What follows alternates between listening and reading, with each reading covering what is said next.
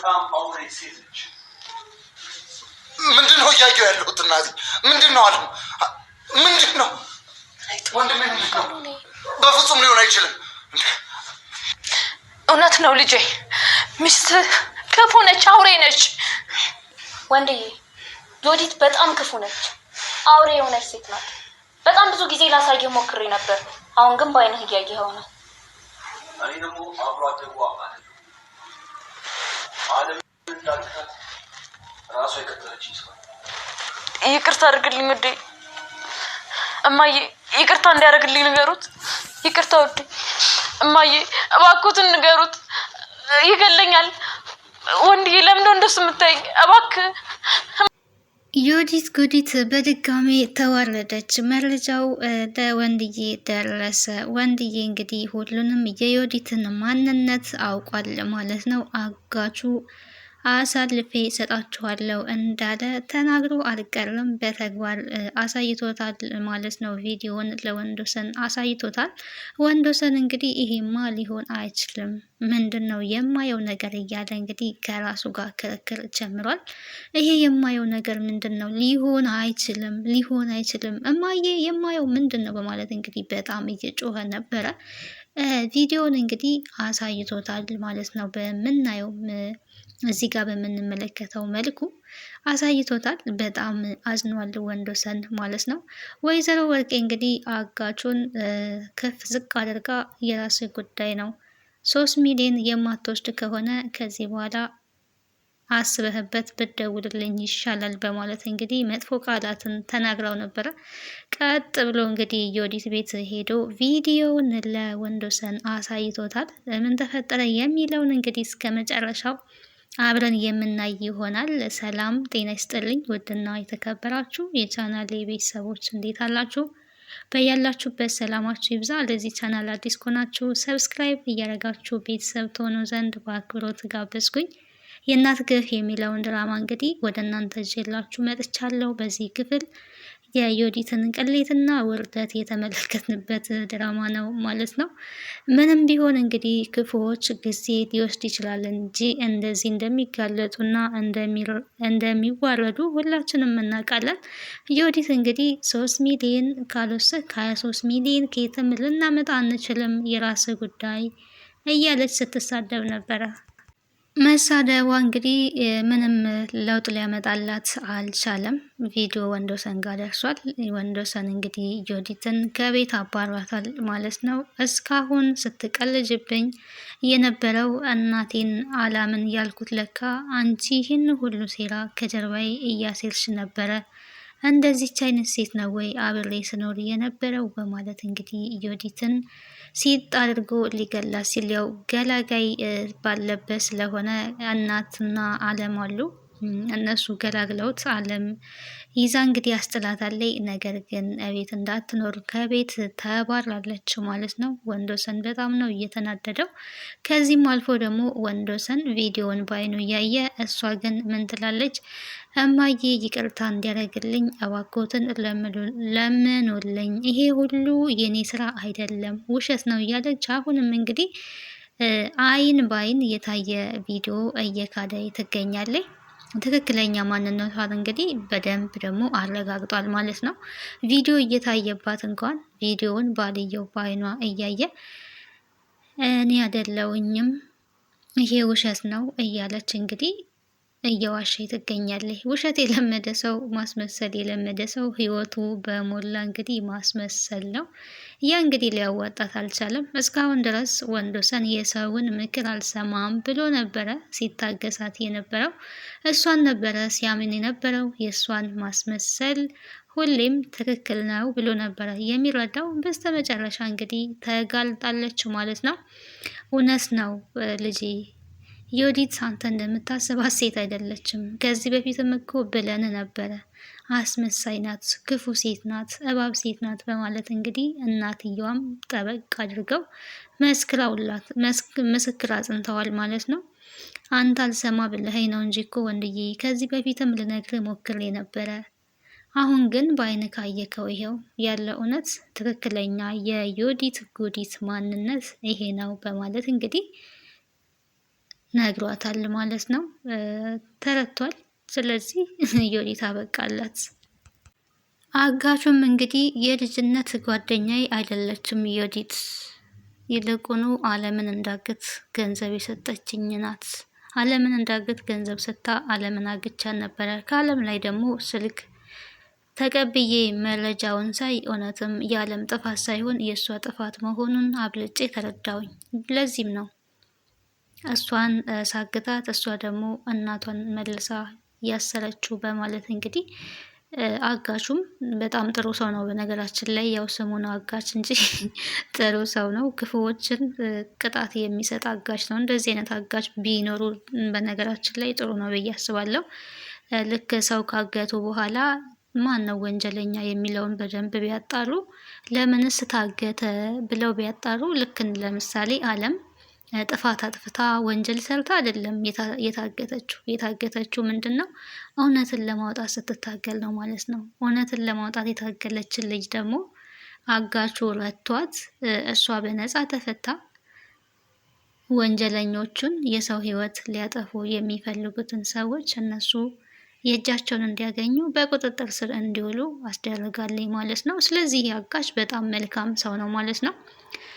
ወርቄ ምን ብላ ነበረ እንግዲህ ቤት መታ ነበረ እና ወንዶሰን ቤት ብር አለሽ ወይ በአካውንትሽ ላይ ነበረ ስትላት የነበረው የወንዶሰንን እናት። እሷ ግን ምንም የለኝም ነው የመልሷ የሆነው። እኔም ድሮም ከአመዳም ሰው ጋር ብር ይገኛል ብዬ መንጣቴ አመዳም ነሽ በማለት እንግዲህ እየተሳደበች ነበረ። እርሶ ኖት አመዳም፣ እኔ አመዳም አይደለውም በማለት የወንዶሰን እናትም ዝምታቸውን ሰብረው እየመለሱላት ነበረ። ያው አንዳንዴ ማርም ሲበዛ ይመራል ይባላል እና የወንዶሰን እናት እንግዲህ ጥሩ ሴት ናቸው። ነገር ግን ያው ሲበዛባቸው መመለስ ስለነበረባቸው መልሰውላታል።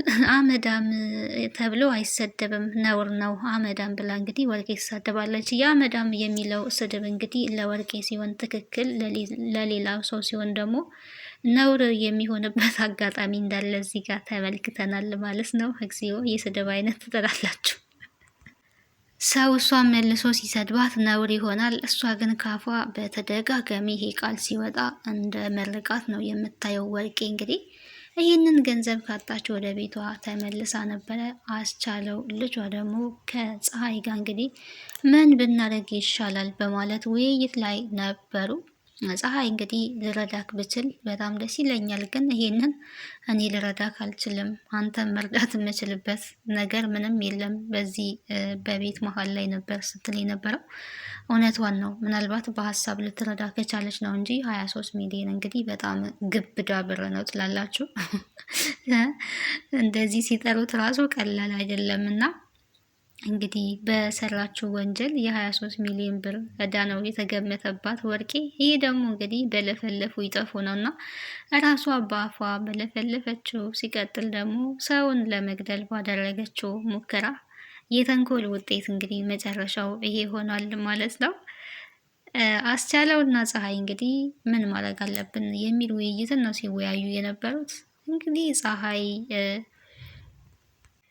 የፀሐይ ሶፋ ላይ መቀመጥ ወርቄን እንግዲህ በጣም አናዷታል። እንዴት ሶፋ ላይ ትቀመጫለሽ? ያው አንቺ አመዳም አመድሽን አራገብሽበት የሚል መልስ ነበረ ስትናገር የነበረው። በቃ ይቅርታ በማለት እንግዲህ ብድግ ነው ያለችው ፀሐይ ደንግጣ። ያው እዛ ቤት ሶፋ ላይ መቀመጥ በጣም ነውር ነው ወርቄ ቤት ማለት ነው። በቃ ልወልውለው ስትል አይ አመድሽን ልታራግፊብኝ ነው ወይ በኋላ እኔ በሌለውበት ሰዓት አወጥተሽ ታጥቢዋለሽ በማለት እንግዲህ ሰድባታለች። እንግዲህ ያስቻለው የፀሐይ አፍቃሪ ስለሆነ ዝም ብሎ በሰዓቱ፣ በኋላ ግን ለምን እንደዚህ ትናገሪያታለሽ? ሰው እኮ ናት፣ እንደ ሰው ልታከብሪያት ይገባል። አሁን ምን አደረገችሽ? ለምን ለሰው ክብር አይኖርሽም ነበረ እናቱን ሲል የነበረው። ምን ነው ያንተን አመዳም ተናገርኩብክ እኔና ልክ እኮ ነኝ ስሟ ነው በማለት እንግዲህ እንደዚህ ስትናገር ነበረ። አንቺም ይሄ የምትኩራሪበት ንብረት እኮ ከዛሬ 2-3 ቀን በኋላ ላይኖር ይችላል። እዛው ሰውን አመዳም ወደምትይው ህይወት አንቺም ልትመለሽ ትችያለሽ። ሰው በሰውነቱ ሊከበር ይገባል ነበረ ሲላት የነበረው አስቻለው ማለት ነው። እኔማ መቼም ቢሆን አመዳም አልሆንም፣ ወደ አመዳምነቴ አልመለስም ነበረ ስትል የነበረው ወርቄ ማለት ነው። እንግዲህ ወርቄ የተነሳችበትን መነሻዋን ረስታ ያላት ሀብት የማይወሰድባት መስሏን ነበረ ስትንቀባረር የነበረው።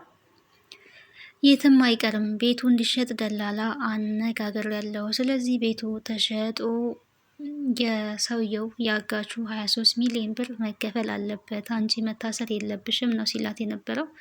አልታሰርም፣ 23 ሚሊዮን ብሩንም አልከፍልም ነው ያለችው። እንግዲህ አልከፍልም እና ታዲያ ካልከፈልሽ እንዴት ምን ልታደርጊ ትችያለሽ? ቪዲዮን ይለቀዋል አጋቹ ለቀዋለሁ ብሏል።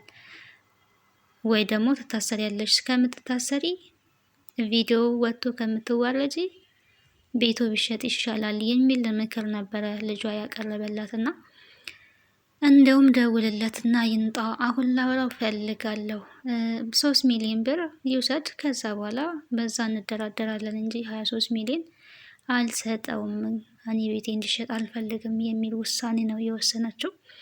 አጋቹ ጋር እንግዲህ ተደውሎ ሲመጣለት ምንድን ነው ያለችው? 3 ሚሊዮን ውሰድና አመድክን አራግፍ፣ ያችን ደሃ እናትክን ገንዘብ ቆጥራ የማታውቅ እናትክን ለይህንን ብር ወስደ ስጣት፣ ከዛም በኋላ እኛን ተወን ነበረ ስትለው የነበረው።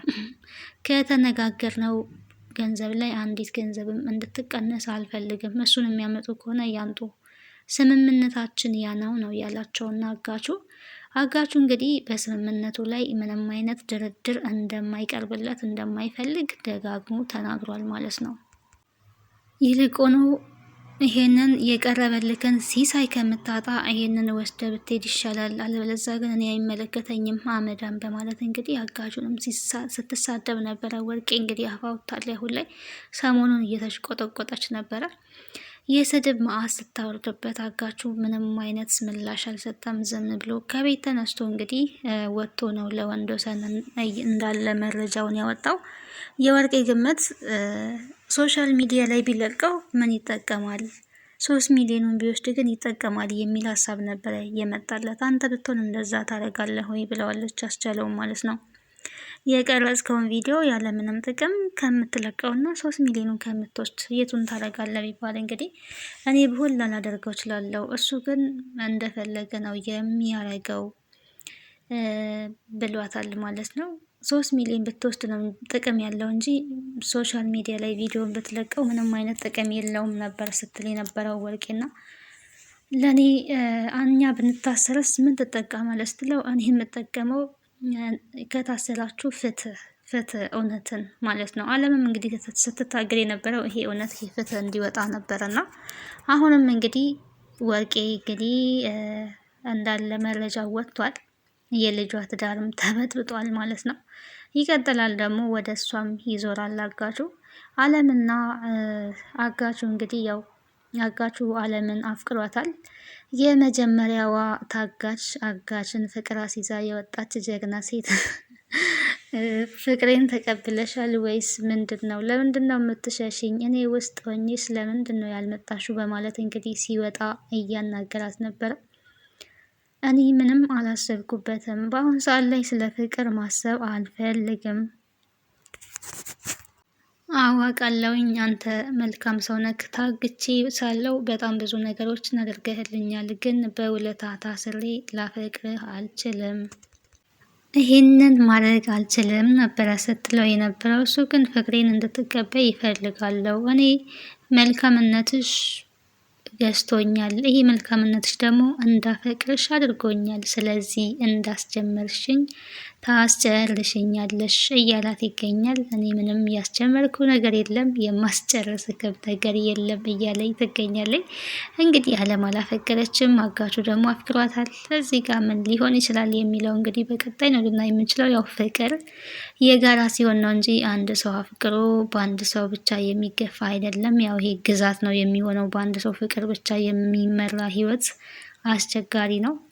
ዓለም እንግዲህ ለአሁን ላይ ምንም አይነት የፍቅር ስሜት የላትም። አንተ ጥሩ ሰው ነህ፣ ግን ጥሩነትህን አይቼ ላፈቅር በይሉንታ ላፈቅር አልችልም ብላለች። ያው ፍቅርና ይሉንታ በጣም የተለያዩ ነገሮች ናቸው። የዓለም መልስ እንግዲህ ትክክል ነው፣ አስቢበት።